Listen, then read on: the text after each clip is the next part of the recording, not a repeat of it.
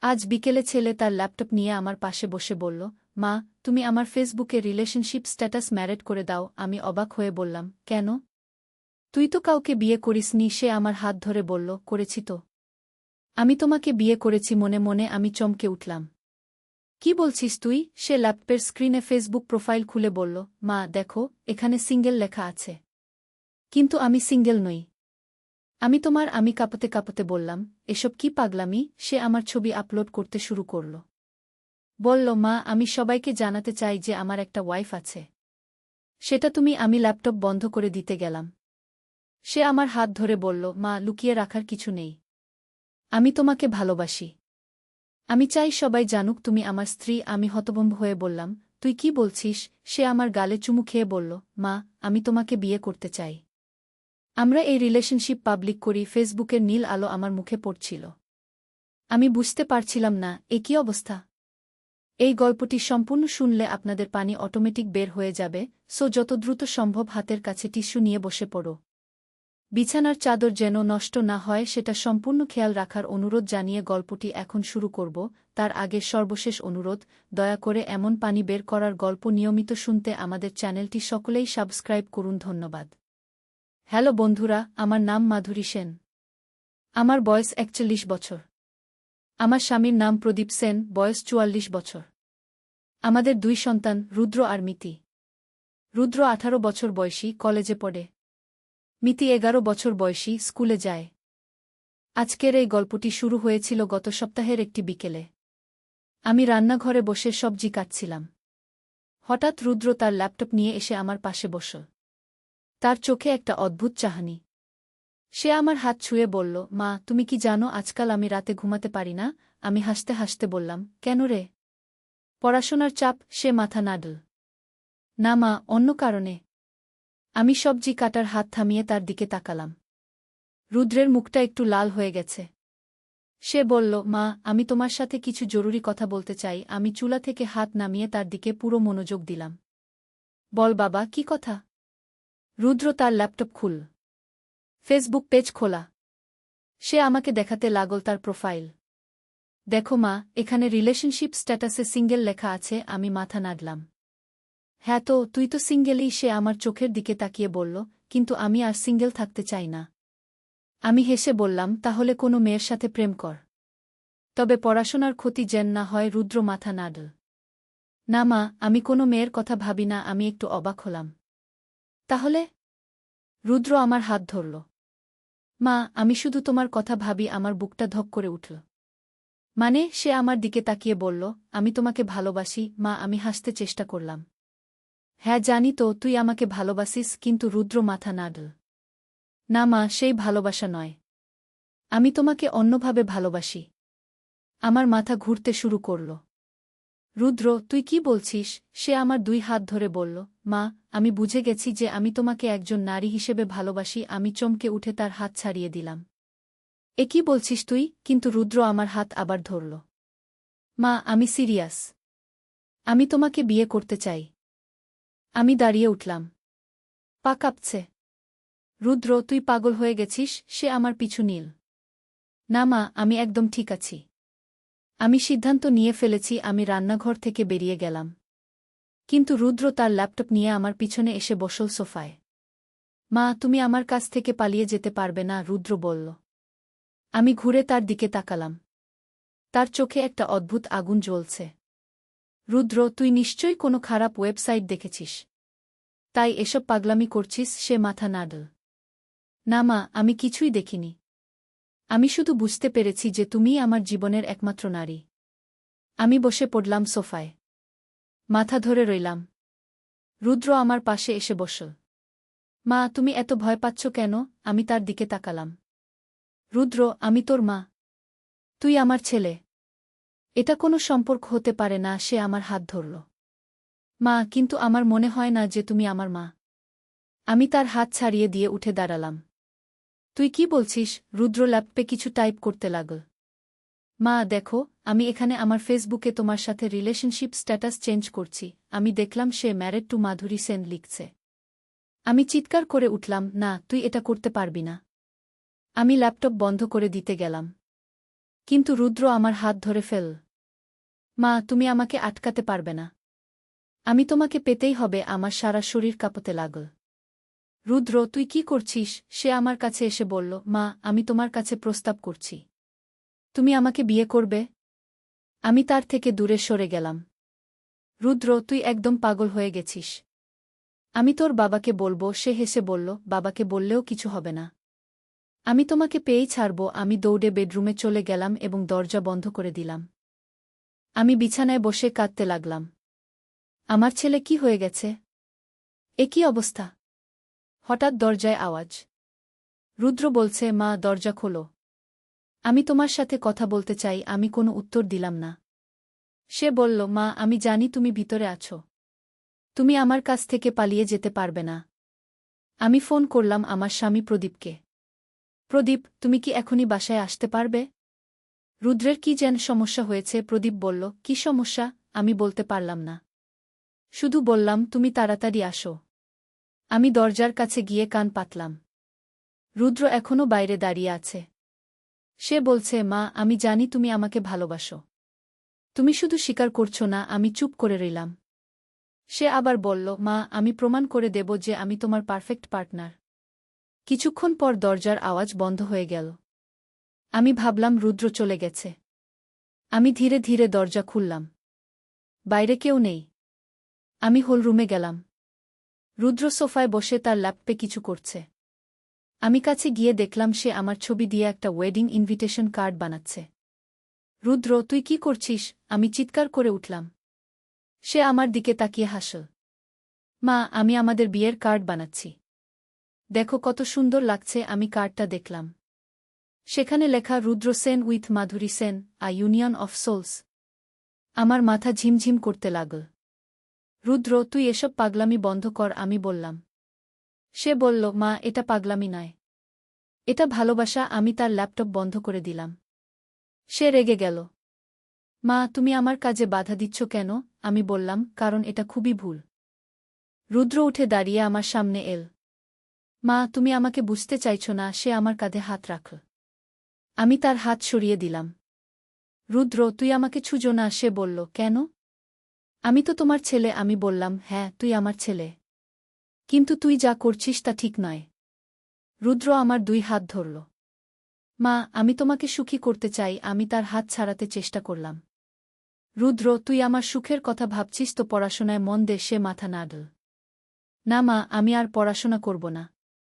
আমি শুধু তোমার কথা ভাবব। এমন সময় দরজার বেল বাজল। আমি দৌড়ে গিয়ে দরজা খুললাম। প্রদীপ এসেছে। আমি তার গলা জড়িয়ে ধরে কাঁদতে লাগলাম। প্রদীপ, রুদ্র। কিন্তু কথা বলতে পারলাম না। প্রদীপ বলল, কি হয়েছে রুদ্রের? আমি ইশারা করলাম হলরুমের দিকে। প্রদীপ হলরুমে গিয়ে রুদ্রকে দেখল। রুদ্র এখনও ল্যাপটপ নিয়ে বসে আছে।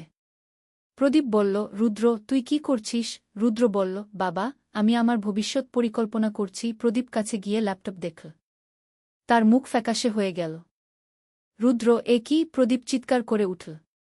রুদ্র শান্তভাবে বলল, বাবা, আমি মায়ের সাথে একটা নতুন সম্পর্ক শুরু করতে চাই। প্রদীপের চোখ লাল হয়ে গেল। তুই কি বলছিস? রুদ্র বলল, আমি বলছি আমি মাকে ভালোবাসি। একজন পুরুষ যেভাবে একজন নারীকে ভালোবাসে।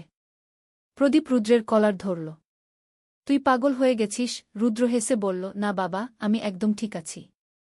আমি শুধু সত্যি কথা বলছি। প্রদীপ রুদ্রকে একটা চড় মারল। আমি চিৎকার করে উঠলাম, প্রদীপ, ওকে মারো না। রুদ্র গাল হাত দিয়ে চেপে ধরল। কিন্তু রাগ করল না। উল্টো হেসে বলল, বাবা, তুমি আমাকে মারতে পারো। কিন্তু আমি আমার সিদ্ধান্ত পরিবর্তন করব না। প্রদীপ আরেকটা চড় মারতে যাবে। আমি তার হাত ধরে ফেললাম। প্রদীপ, ওকে আর মারো না। ও হয়তো অসুস্থ। রুদ্র উঠে দাঁড়িয়ে বলল, আমি অসুস্থ নই। আমি প্রেমে পড়েছি। প্রদীপ বলল, কার প্রেমে? রুদ্র আমার দিকে তাকিয়ে বলল, মায়ের প্রেমে। প্রদীপের রাগে পুরো মুখ লাল হয়ে গেল। রুদ্র, তুই যা বলছিস তার মানে তুই জানিস? রুদ্র বলল, হ্যাঁ, জানি। আমি মাকে বিয়ে করতে চাই। প্রদীপ আর নিজেকে সামলাতে পারল না। সে রুদ্রকে ধাক্কা দিয়ে ফেলে দিল। তুই বাড়ি থেকে বেরিয়ে যা। রুদ্র উঠে দাঁড়িয়ে বলল, আমি কোথাও যাব না। এ আমার বাড়ি। প্রদীপ বলল, এ আমার বাড়ি। আমি তোকে এ বাড়িতে রাখব না। রুদ্র হেসে বলল, বাবা তুমি ভুল করছ। এ বাড়িতে আমার অধিকার আছে। প্রদীপ বলল, কি অধিকার? রুদ্র বলল, আমি মায়ের স্বামী হতে চাই। তাহলে এ বাড়ির আমিও মালিক। প্রদীপ একটা বই তুলে রুদ্রের দিকে ছুঁড়ে মারল। পাগল ছেলে! আমি দৌড়ে গিয়ে রুদ্রকে ধরলাম। রুদ্র, তুই আহত হয়েছিস? রুদ্র আমাকে জড়িয়ে ধরল। মা, তুমি আমার পাশে আছো। আমি তাকে ছাড়িয়ে দিলাম। রুদ্র, তুই এসব বন্ধ কর। কিন্তু রুদ্র আমাকে ছাড়ল না। মা, আমি তোমাকে ছাড়তে পারব না। প্রদীপ আমাকে রুদ্রের কাছ থেকে টেনে নিয়ে এল। মাধুরী, তুমি ওর থেকে দূরে থাকো। রুদ্র বলল, বাবা, তুমি মাকে আমার থেকে আলাদা করতে পারবে না। প্রদীপ বলল, দেখি কেমনে না পারি। সে আমাকে নিয়ে বেডরুমে চলে গেল এবং দরজা বন্ধ করে দিল। প্রদীপ আমার মুখের দিকে তাকিয়ে বলল, মাধুরী, ওর সাথে কি হয়েছে? আমি কাঁদতে কাঁদতে বললাম, আমি জানি না। ও হঠাৎ করে এসব পাগলামি শুরু করেছে। প্রদীপ বলল, তুমি কি ওকে কোনো ভুল সিগন্যাল দিয়েছ? আমি চমকে উঠলাম। কি বলছো তুমি? আমি ওর মা। প্রদীপ বলল, আমি জানি। কিন্তু ছেলেরা কখনো কখনো ভুল বোঝে। আমি রেগে গেলাম। প্রদীপ, তুমি আমাকে দোষ দিচ্ছ। সে বলল, না, আমি দোষ দিচ্ছি না। আমি শুধু বোঝার চেষ্টা করছি। আমি বললাম, এখানে বোঝার কিছু নেই। রুদ্র পাগল হয়ে গেছে। বাইরে থেকে রুদ্রের আওয়াজ আসছে। মা, তুমি বাবার সাথে কি করছো? আমি দরজার কাছে গিয়ে বললাম, রুদ্র, তুই তোর রুমে যা। রুদ্র বলল, আমি যাব না। আমি তোমার সাথে থাকতে চাই। প্রদীপ দরজা খুলে বলল, রুদ্র, তুই তোর রুমে যা। নইলে আমি পুলিশ ডাকব। রুদ্র হেসে বলল, পুলিশ ডাকো। আমি তাদের বলবো আমি কি চাই। প্রদীপ বলল, তুই লজ্জা করিস না? রুদ্র বলল, ভালোবাসায় লজ্জার কিছু নেই। প্রদীপ আর সহ্য করতে পারল না। সে রুদ্রকে ধরে টেনে নিয়ে তার রুমে ঢুকিয়ে দিল এবং বাইরে থেকে দরজা বন্ধ করে দিল। আমি প্রদীপকে বললাম, এভাবে বন্ধ করে রাখলে তো হবে না। প্রদীপ বলল, তাহলে কি করব? ওকে ডাক্তার দেখাতে হবে। আমি বললাম, হ্যাঁ, কাল সকালেই নিয়ে যাব। রাতে আমি ঘুমাতে পারলাম না। বারবার রুদ্রের কথাগুলো মনে পড়ছিল। এ কি হয়ে গেল আমার ছেলের? সকালবেলা উঠে দেখি রুদ্রের রুমের দরজা খোলা। ভিতরে কেউ নেই। আমি চিৎকার করে উঠলাম, প্রদীপ, রুদ্র নেই। প্রদীপ দৌড়ে এল। আমরা পুরো বাড়ি খুঁজলাম। রুদ্র কোথাও নেই। তার ল্যাপটপও নেই। প্রদীপ বলল, ও নিশ্চয়ই রাতে পালিয়ে গেছে। আমার বুক ধড়ফড় করতে লাগল। ও কোথায় গেল? হঠাৎ আমার ফোন বেজে উঠল। রুদ্রের কল। আমি ফোন ধরলাম। রুদ্র, তুই কোথায়? রুদ্র বলল, মা, আমি তোমার জন্য একটা সারপ্রাইজ প্রস্তুত করছি। আমি বললাম, কি সারপ্রাইজ? সে বলল, আমি একটা নতুন বাড়ি ভাড়া নিয়েছি। সেখানে আমরা একসাথে থাকব। আমার মাথা ঘুরে গেল। রুদ্র, তুই কি বলছিস? সে বলল, মা, আমি সব ঠিক করে ফেলেছি। আমি চাকরিও খুঁজে নিয়েছি। আমরা একসাথে নতুন জীবন শুরু করব। আমি চিৎকার করে বললাম, রুদ্র, তুই এখনই বাড়ি ফিরে আয়। কিন্তু সে ফোন কেটে দিল। আমি প্রদীপকে বললাম, রুদ্র একটা বাড়ি ভাড়া নিয়েছে। প্রদীপ বলল, কি? আমি সব বললাম। প্রদীপ বলল, আমরা পুলিশে যাব। আমি বললাম, না, আগে ওকে বোঝানোর চেষ্টা করি। দুপুরে রুদ্র আবার ফোন করল। মা, তুমি আমার কাছে আসবে? আমি বললাম, কোথায়? সে একটা ঠিকানা দিল। এখানে এসো। একা আসবে? আমি বললাম, রুদ্র, আমি যাব না। সে বলল, তাহলে আমি তোমাকে নিয়ে আসব। আমি প্রদীপকে বললাম। প্রদীপ বলল, তুমি যাবে না। আমি যাব। আমি বললাম, একসাথে যাব। প্রদীপ রাজি হল না। কিন্তু আমি জোর করলাম। শেষে আমরা দুজনে গেলাম। ঠিকানাটা ছিল শহরের একটা পুরনো এলাকায়। একটা ছোট ফ্ল্যাট। আমরা দরজায় কড়া নাড়লাম। রুদ্র দরজা খুল। তার পোশাক আশাক অগোছালো। চোখ লাল। মনে হচ্ছে রাতভর ঘুমায়নি। সে আমাকে দেখে খুশি হয়ে বলল, মা, তুমি এসেছ। আমি ভিতরে ঢুকলাম। পুরো ফ্ল্যাটটা নোংরা। এক কোণায় তার ল্যাপটপ খোলা। স্ক্রিনে আমার ছবি। রুদ্র বলল, মা, দেখো, আমি এখানে তোমার জন্য সব প্রস্তুত করেছি। আমি দেখলাম দেয়ালে আমার অনেক ছবি লাগানো। প্রদীপ রেগে গিয়ে বলল, রুদ্র, তুই কি করেছিস? রুদ্র বলল, বাবা, আমি আমার স্ত্রীর জন্য একটা ঘর সাজিয়েছি। প্রদীপ দেয়ালের ছবিগুলো ছিঁড়তে শুরু করল। রুদ্র চিৎকার করে উঠল, বাবা, তুমি আমার ছবিগুলো নষ্ট করছো কেন? আমি রুদ্রের কাছে গিয়ে তার হাত ধরলাম। রুদ্র, তুই আমার সাথে বাড়ি চল। রুদ্র মাথা নাড়ল। না মা, আমি এখানেই থাকব। তুমি আমার সাথে থাকো। আমি বললাম, রুদ্র, আমি তোর মা। আমি তোর সাথে এভাবে থাকতে পারি না।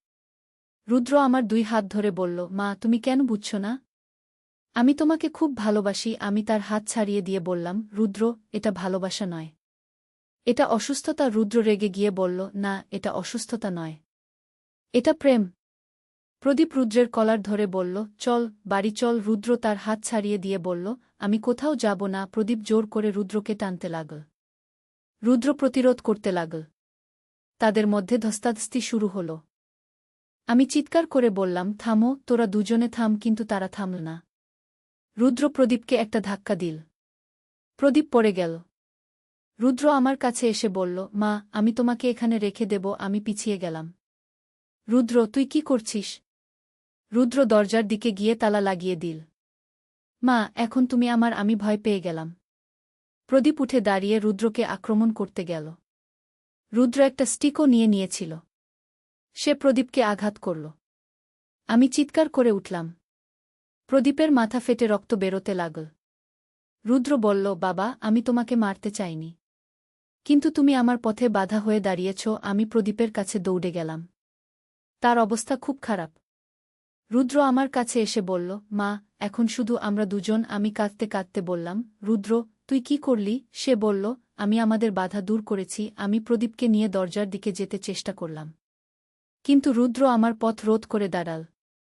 মা, তুমি কোথাও যেতে পারবে না, রুদ্র বলল। আমি বললাম, রুদ্র, তোর বাবার চিকিৎসা দরকার। সে বলল, বাবা ঠিক হয়ে যাবে। তুমি আমার কথা ভাবো। আমি চিৎকার করে বললাম, আমি তোর মা। আমি তোর সাথে এভাবে থাকতে পারি না। রুদ্র আমার মুখ ধরে বলল, মা, তুমি আমার স্ত্রী। আমি তার হাত ছাড়িয়ে দিয়ে বললাম, না, আমি তোর মা। সে আবার আমার মুখ ধরল। না, তুমি আমার প্রেমিকা। আমি তাকে একটা চড় মারলাম। রুদ্র, তুই পাগল। রুদ্র গাল চেপে ধরে আমার দিকে তাকিয়ে রইল। তার চোখে পানি। মা, তুমি আমাকে মারলে। আমি বললাম, তুই আমাকে এছাড়া আর কোনো উপায় দিলি না। সে কাঁদতে কাঁদতে বলল, মা, আমি তোমাকে শুধু ভালোবাসতে চেয়েছি। আমি তার কাছে গেলাম। রুদ্র, তুই আমাকে ভালোবাস, আমি জানি। কিন্তু এটা সঠিক উপায় নয়। সে আমাকে জড়িয়ে ধরল। তাহলে সঠিক উপায় কি? আমি বললাম, তুই ডাক্তারের কাছে যা। চিকিৎসা নে। সে মাথা নাড়ল। আমি অসুস্থ নই। এমন সময় বাইরে থেকে পুলিশের আওয়াজ আসল।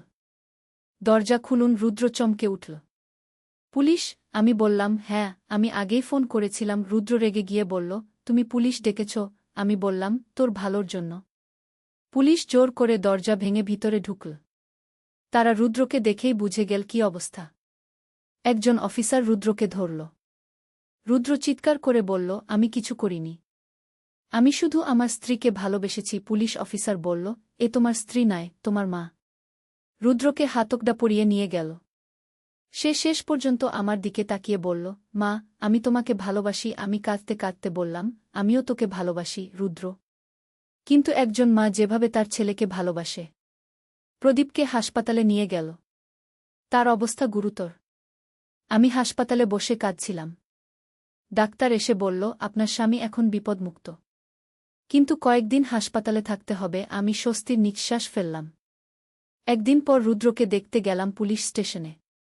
সে খুবই শান্ত। আমাকে দেখে বলল, মা, তুমি এসেছ? আমি বললাম, হ্যাঁ। তোর অবস্থা কেমন? সে বলল, আমি ভালো আছি। কিন্তু আমি বুঝতে পারছি না কি হয়েছিল আমার। আমি অবাক হলাম। মানে? সে বলল, মা, আমার মনে হচ্ছে আমি কয়েকদিন ধরে পাগল হয়ে গিয়েছিলাম। আমি বললাম, তুই কি মনে করতে পারছিস কি হয়েছিল? সে মাথা নাড়ল। হ্যাঁ, আমি তোমাকে অন্যভাবে দেখছিলাম। কিন্তু এখন আমি বুঝতে পারছি যে তুমি আমার মা। আমি খুশি হয়ে গেলাম। রুদ্র, তুই সুস্থ হয়ে গেছিস? সে বলল, মনে হচ্ছে।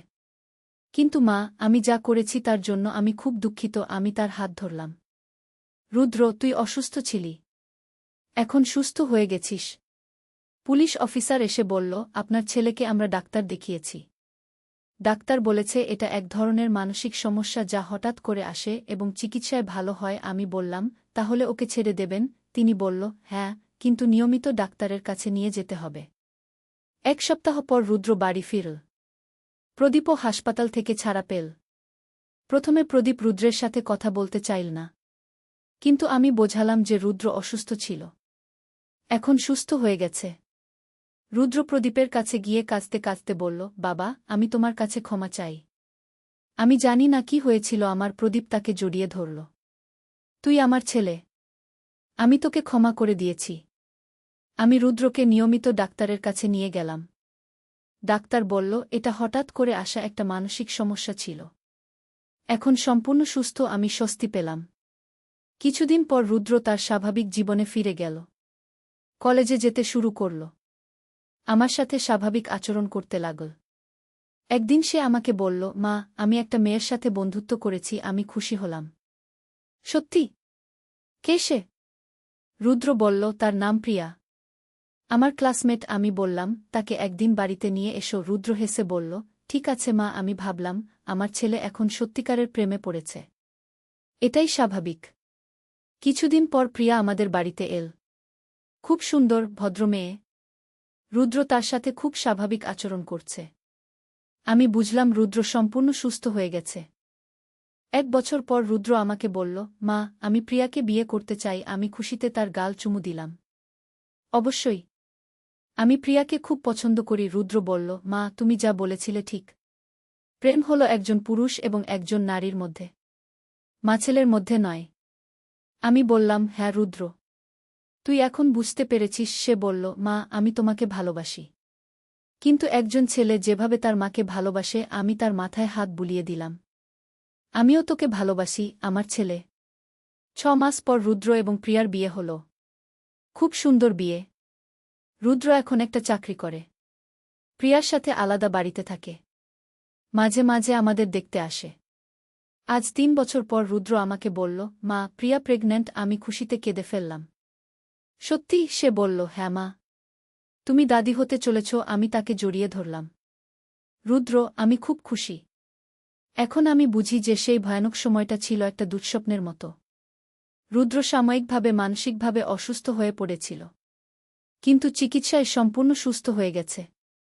আজ রুদ্র এবং প্রিয়া তাদের ছোট্ট মেয়ে নিয়ে আমাদের কাছে এসেছে। মেয়েটার নাম রিয়া। খুব সুন্দর।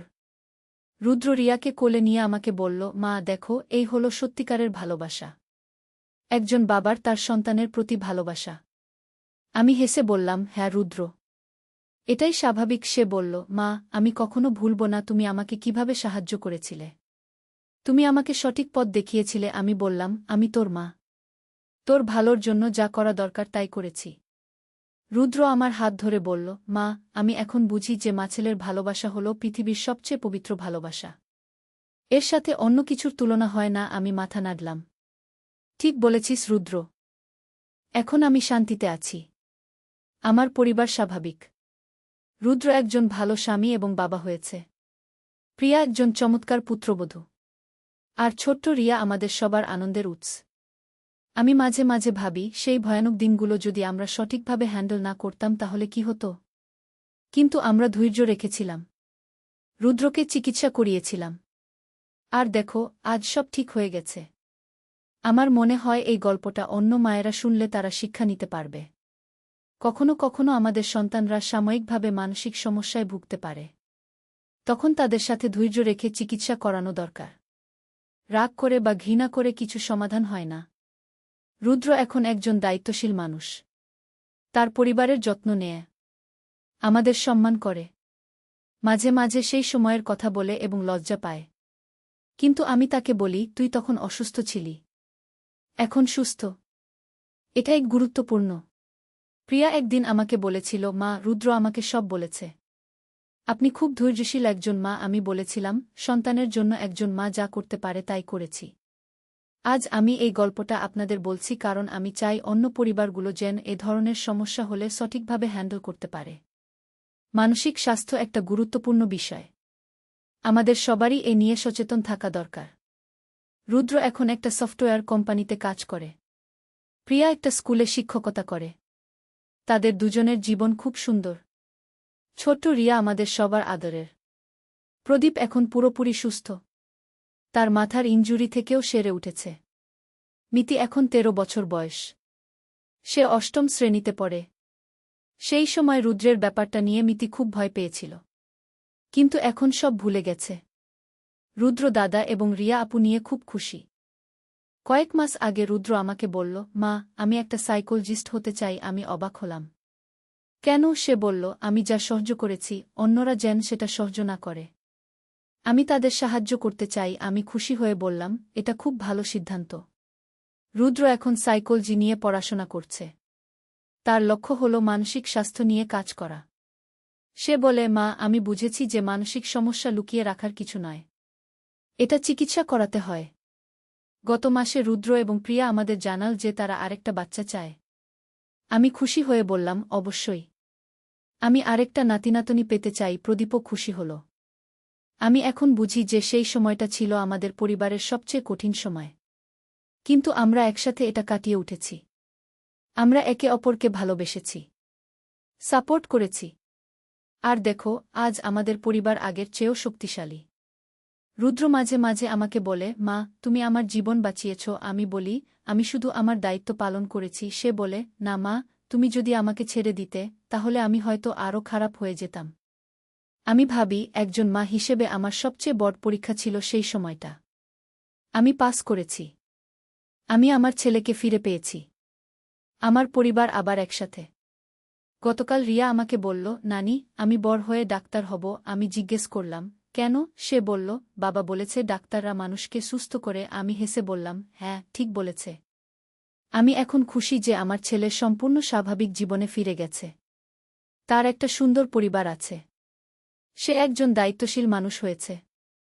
আর আমি একজন সুখী মা এবং দাদি। এই গল্পের শেষে আমি বলতে চাই, মানসিক স্বাস্থ্য নিয়ে আমাদের আরও সচেতন হতে হবে। যদি আমাদের পরিবারের কেউ অস্বাভাবিক আচরণ করে, তাহলে তাকে চিকিৎসা করাতে হবে। রাগ করে বা লজ্জা পেয়ে লুকিয়ে রাখলে সমস্যার সমাধান হয় না। রুদ্র এখন মানুষকে সাহায্য করার জন্য সাইকোলজি পড়ছে। প্রিয়া তাকে সাপোর্ট করে। রিয়া বড় হচ্ছে একটা সুস্থ পরিবেশে। আর আমি গর্বিত যে আমি সঠিক সিদ্ধান্ত নিয়েছিলাম। আমার বিশ্বাস, প্রতিটি পরিবারেই এ ধরনের চ্যালেঞ্জ আসতে পারে। কিন্তু ভালোবাসা, ধৈর্য এবং সঠিক চিকিৎসার মাধ্যমে সব সমস্যার সমাধান সম্ভব। আমাদের পরিবার তার জীবন্ত প্রমাণ। রুদ্র আজকাল অন্য পরিবারগুলোকে সাহায্য করে যাদের মানসিক স্বাস্থ্য সমস্যা আছে। সে তার অভিজ্ঞতা শেয়ার করে। মানুষকে বোঝায় যে এ ধরনের সমস্যা থেকে বেরিয়ে আসা সম্ভব। আমি আজ এই গল্পটা শেয়ার করলাম যাতে অন্যরা বুঝতে পারে যে পারিবারিক সমস্যা যতই কঠিন হোক না কেন, ভালোবাসা এবং ধৈর্যের মাধ্যমে সব কিছু সমাধান সম্ভব। আমাদের পরিবার আজ আগের চেয়েও বেশি শক্তিশালী এবং একতাবদ্ধ। এই গল্পটা শেষ করার আগে আমি বলতে চাই, আমি খুব গর্বিত আমার ছেলে রুদ্রকে নিয়ে। সে তার সমস্যা কাটিয়ে উঠেছে। আজ সে একজন আদর্শ পুত্র, স্বামী এবং বাবা। আর আমি একজন সুখী মা। নূরের আলো। একটি সম্পূর্ণ ইসলামিক কাহিনী। প্রথম অধ্যায়, শুরুর গল্প। মধ্যযুগের বাগদাদ শহরে হাসান নামে এক যুবক বাস করত। তার বাবা ছিলেন একজন বিখ্যাত আলেম এবং মা ছিলেন অত্যন্ত ধর্মপরায়ণ। কিন্তু হাসান ছিল সম্পূর্ণ বিপরীত। সে দিনরাত বন্ধুদের সাথে আমোদ-প্রমোদে মত্ত থাকত, নামাজ পড়ত না, কোরআন তেলাওয়াত করত না। হাসানের বাবা আবদুল্লাহ ছিলেন বাগদাদের একজন প্রসিদ্ধ ইমাম। প্রতিদিন সকালে ফজরের নামাজের পর তিনি তার ছেলের জন্য দোয়া করতেন। তার চোখে অশ্রু গড়িয়ে পড়ত যখন তিনি দেখতেন হাসান রাতের পর রাত বাড়ি ফিরছে না।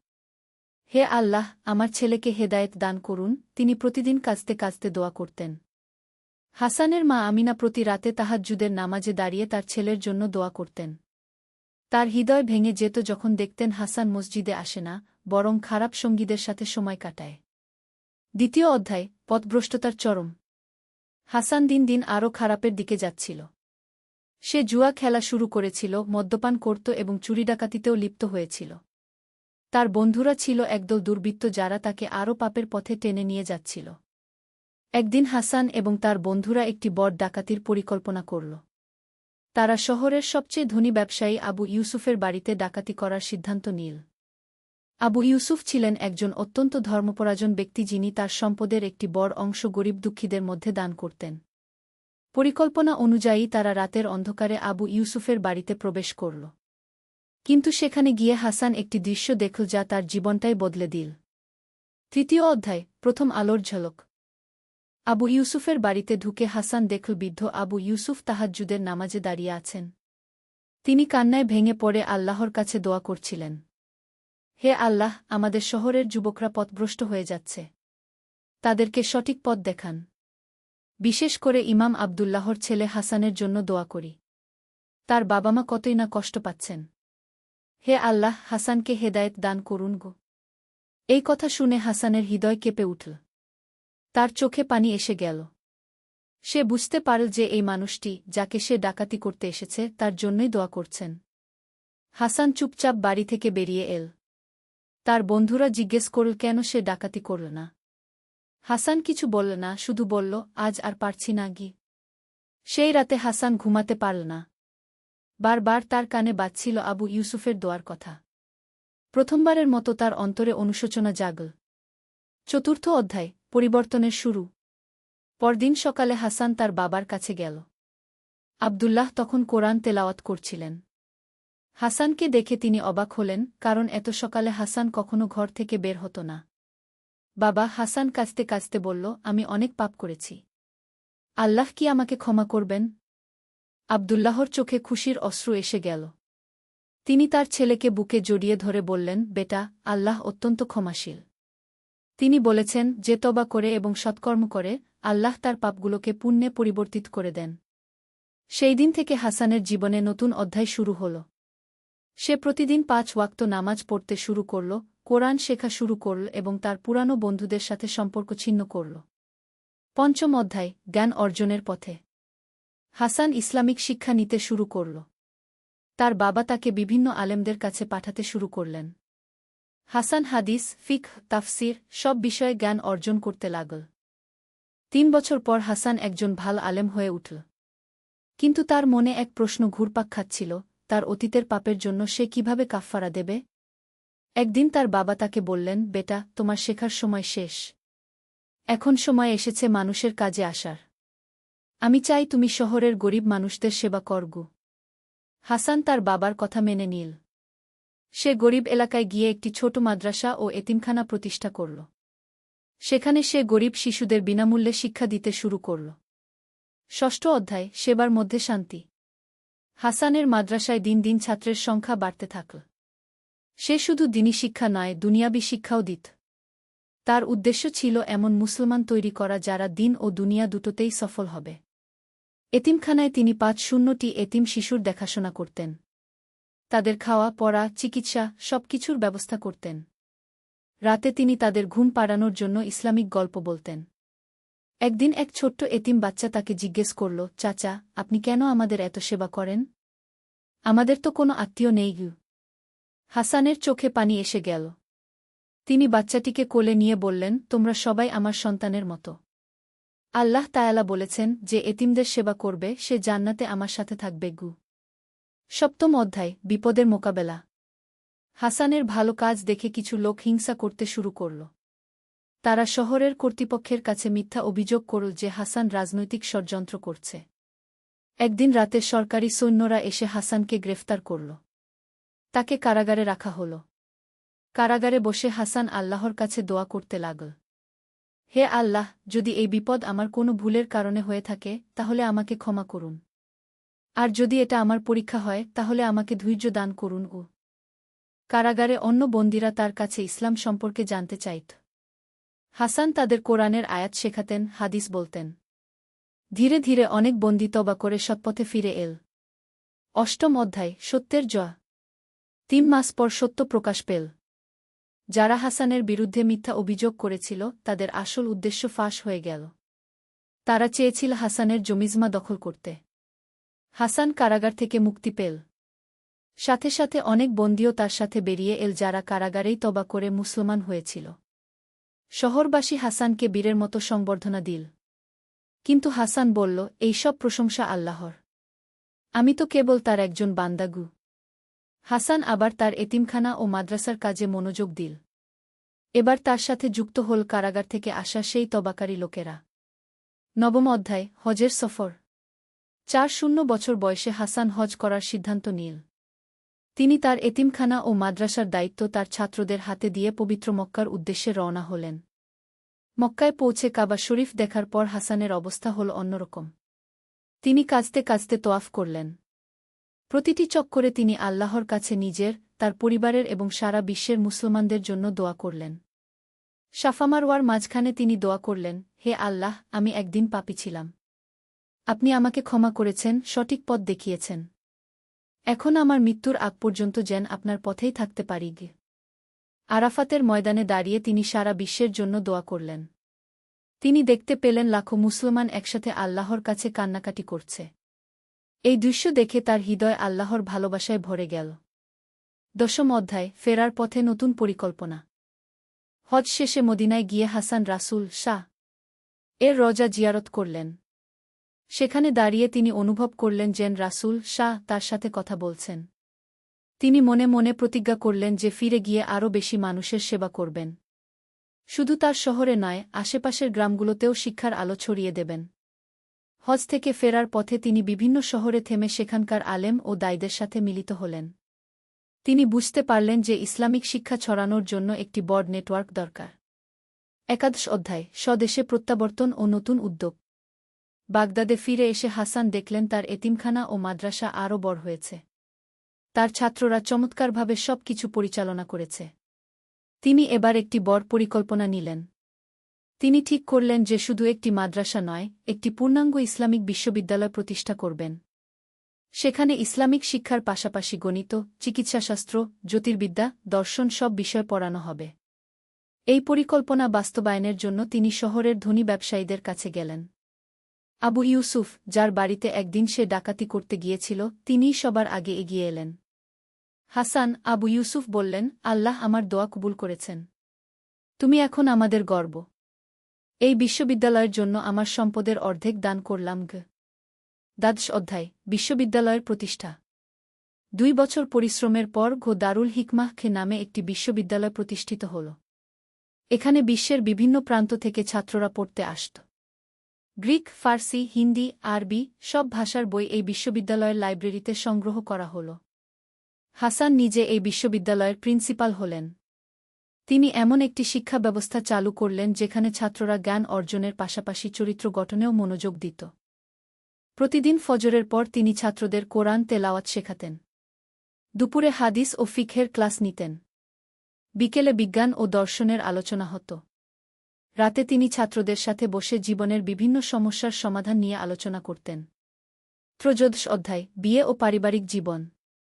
4-5 বছর বয়সে হাসানের বাবা-মা তাকে বিয়ের জন্য চাপ দিলেন।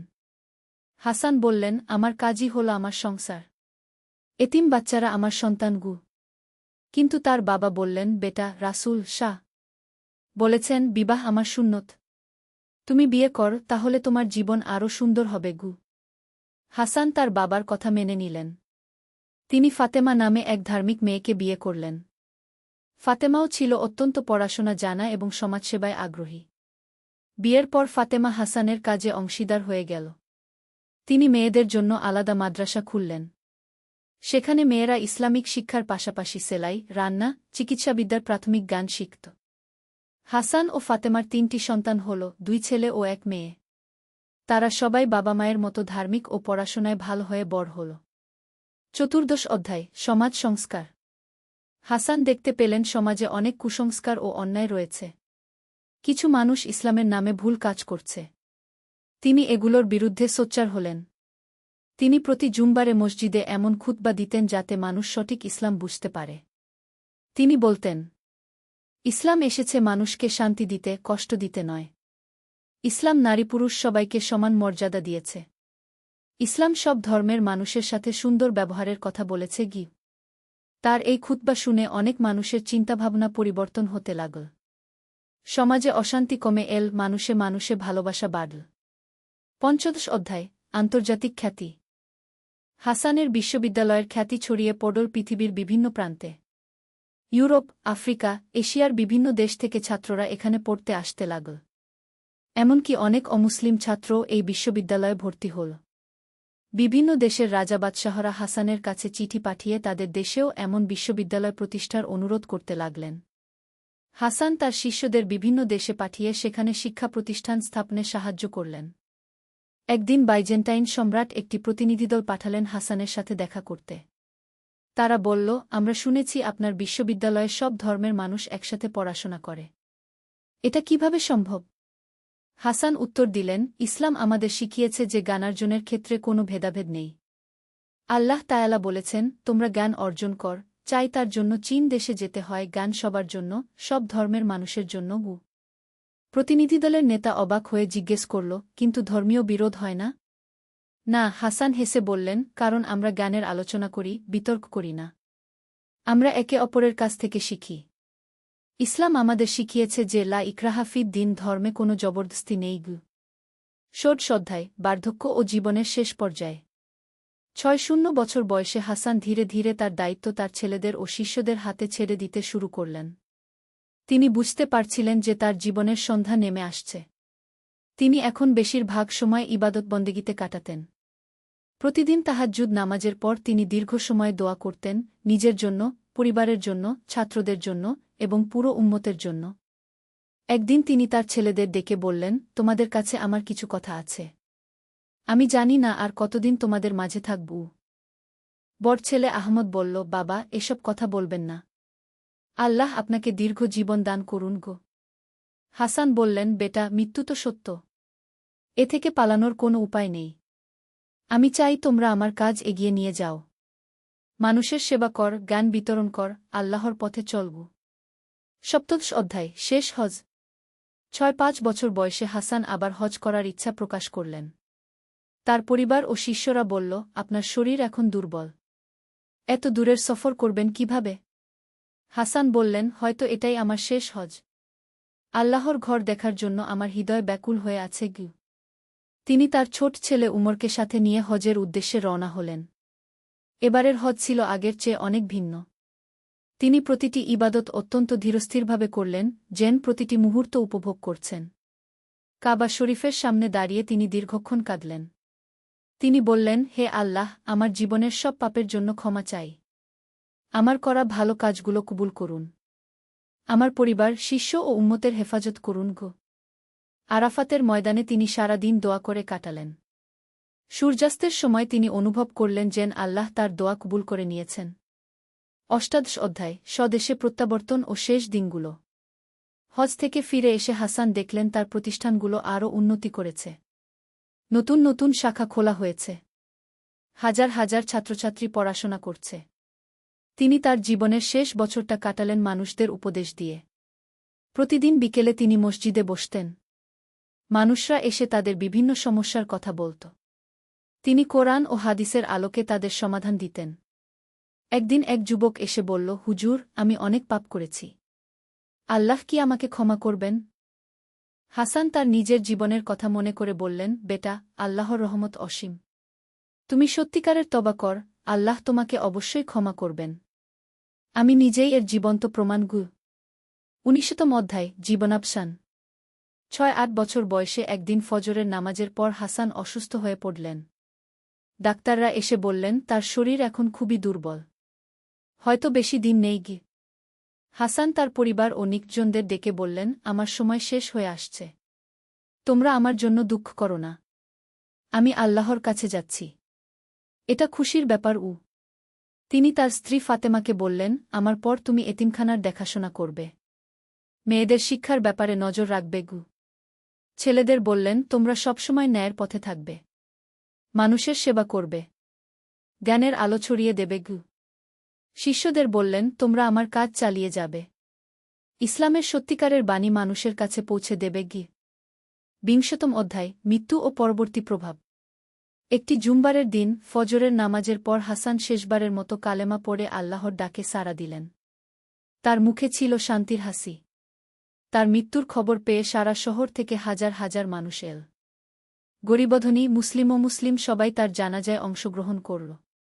তার এক পুরানো ছাত্র বলল, আমাদের উস্তাদ শুধু একজন শিক্ষক ছিলেন না, তিনি ছিলেন একজন জীবন্ত কোরআন। তার জীবন দেখে আমরা বুঝতাম ইসলাম কী। আবু ইউসুফ, যিনি এখন অনেক বৃদ্ধ, কাঁদতে কাঁদতে বললেন, আল্লাহ আমার দোয়া কবুল করেছিলেন। হাসান সত্যিই একজন আদর্শ মুসলমান হয়েছিল। ২১তম অধ্যায়, উত্তরাধিকার। হাসানের মৃত্যুর পর তার প্রতিষ্ঠানগুলো তার ছেলেরা ও শিষ্যরা চালিয়ে নিয়ে গেল। তার স্ত্রী ফাতেমা মেয়েদের শিক্ষার ক্ষেত্রে অগ্রণী ভূমিকা পালন করলেন। হাসানের বড় ছেলে আহমদ বিশ্ববিদ্যালয়ের পরিচালক হলেন। তিনি তার বাবার মতোই জ্ঞান ও সেবার মাধ্যমে মানুষের হৃদয় জয় করলেন। মেজ ছেলে উমর এতিমখানার দায়িত্ব নিলেন। তিনি এতিম শিশুদের শুধু লেখাপড়া নয়, বিভিন্ন কারিগরি বিদ্যাও শেখাতেন যাতে তারা ভবিষ্যতে স্বাবলম্বী হতে পারে। মেয়ে আয়েশা মায়ের সাথে মিলে নারী শিক্ষার ক্ষেত্রে কাজ করলেন। তিনি বিশ্বাস করতেন যে একজন শিক্ষিত নারী একটি পুরো পরিবার ও সমাজকে আলোকিত করতে পারে। ২২তম অধ্যায়, দীর্ঘমেয়াদী প্রভাব। হাসানের মৃত্যুর ৫-০ বছর পর তার প্রতিষ্ঠিত বিশ্ববিদ্যালয় হয়ে উঠল বিশ্বের অন্যতম শ্রেষ্ঠ শিক্ষাকেন্দ্র। এখানকার গবেষকরা চিকিৎসা, জ্যোতির্বিদ্যা, গণিত, দর্শনে অনেক নতুন আবিষ্কার করলেন। তার এতিমখানা থেকে বেরিয়ে আসা অনেকে পরবর্তীতে বিখ্যাত আলেম, ডাক্তার, প্রকৌশলী, শিক্ষক হয়েছিল। তারা বিশ্বের বিভিন্ন প্রান্তে গিয়ে হাসানের আদর্শ ছড়িয়ে দিল। একদিন এক ইউরোপীয় পর্যটক এই বিশ্ববিদ্যালয় দেখতে এসে অবাক হয়ে বলল, আমি শুনেছিলাম মুসলমানরা অন্ধকারাচ্ছন্ন, কিন্তু এখানে তো জ্ঞানের আলো, সব কিছু উজ্জ্বল। বিশ্ববিদ্যালয়ের এক অধ্যাপক তাকে হাসানের জীবনী শোনালেন। শুনে সেই পর্যটক বলল, এমন মানুষ যে ধর্মে জন্ম নেয় সে ধর্ম অবশ্যই মহান। ২৩তম অধ্যায়, আজকের দিনে প্রাসঙ্গিকতা। হাসানের কাহিনী শুধু একটি গল্প নয়, এটি আমাদের সবার জন্য শিক্ষার বিষয়। তার জীবন থেকে আমরা শিখতে পারি তবার শক্তি, যত বড় পাপী হোক, আল্লাহর কাছে সত্যিকারের তবা করলে তিনি ক্ষমা করেন। জ্ঞানের গুরুত্ব। ইসলাম জ্ঞানকে সর্বোচ্চ গুরুত্ব দিয়েছে। জ্ঞান অর্জন প্রত্যেক মুসলমানের উপর ফরজ। সেবার মাহাত্ম্য। নিজের সুখস্বাচ্ছন্দ্যের চেয়ে মানুষের সেবা বড়। এতিম, গরিব, অসহায়দের সেবা করা আল্লাহর নৈকট্য লাভের উপায়। ধৈর্যের ফল। জীবনে বিপদাপদ আসবে, কিন্তু ধৈর্য ধরে আল্লাহর উপর ভরসা রাখলে সব সমস্যার সমাধান হয়। পরিবর্তনের সম্ভাবনা। কেউই জন্মসূত্রে খারাপ নয়। সঠিক পরিবেশ ও শিক্ষা পেলে যে কেউ ভালো মানুষ হতে পারে। ২৪তম অধ্যায়, আমাদের জন্য বার্তা। আজকের যুগে আমাদের চারপাশে অনেক হাসান ও আছে যারা পথ হারিয়ে ফেলেছে। তাদের তিরস্কার করা বা এড়িয়ে চলা সমাধান নয়, বরং হাসানের বাবা মা আর আবু ইউসুফের মতো তাদের জন্য দোয়া করতে হবে, ভালোবাসা দিতে হবে। আমাদের সমাজে শিক্ষার অভাব, দারিদ্র্য, অন্যায়, অবিচার আছে। হাসানের মতো আমাদেরও এগিয়ে আসতে হবে। প্রত্যেকে যার যার অবস্থান থেকে সমাজের কল্যাণে কাজ করতে হবে। হাসান দেখিয়েছেন যে একজন মানুষের পরিবর্তন কিভাবে পুরো সমাজের পরিবর্তন আনতে পারে। একটি ভালো কাজ, একটি ভালো সিদ্ধান্ত, একটি ভালো প্রতিষ্ঠান, এগুলো শতাব্দী ধরে মানুষের উপকার করে যেতে পারে। উপসংহার। চিরন্তন বার্তা। হাসানের গল্প শেষ হলেও তার বার্তা আজও প্রাসঙ্গিক। ইসলাম শুধু একটি ধর্ম নয়, এটি জীবনযাপনের পূর্ণাঙ্গ পদ্ধতি। এটি মানুষকে শেখায় কিভাবে নিজেকে গড়ে তুলতে হয়, কিভাবে পরিবার ও সমাজের সাথে সুন্দর সম্পর্ক রাখতে হয়, কিভাবে জ্ঞান অর্জন ও বিতরণ করতে হয়। হাসানের জীবন আমাদের বলে যে ভুল করা মানুষের স্বভাব, কিন্তু ভুল থেকে শিক্ষা নিয়ে সঠিক পথে ফেরা মানুষের বিশেষত্ব। আল্লাহ তায়ালা আমাদের সবাইকে হাসানের মতো জীবন যাপনের তৌফিক দান করুন। আল্লাহুম্মা আমিন। শেষ কথা, এই গল্পটি কাল্পনিক হলেও এর শিক্ষা ও বার্তা বাস্তব। ইসলামের সত্যিকারের আদর্শ এখানে তুলে ধরার চেষ্টা করা হয়েছে। আল্লাহ তায়ালা আমাদের সবাইকে এই আদর্শের অনুসারী হওয়ার তৌফিক দান করুন।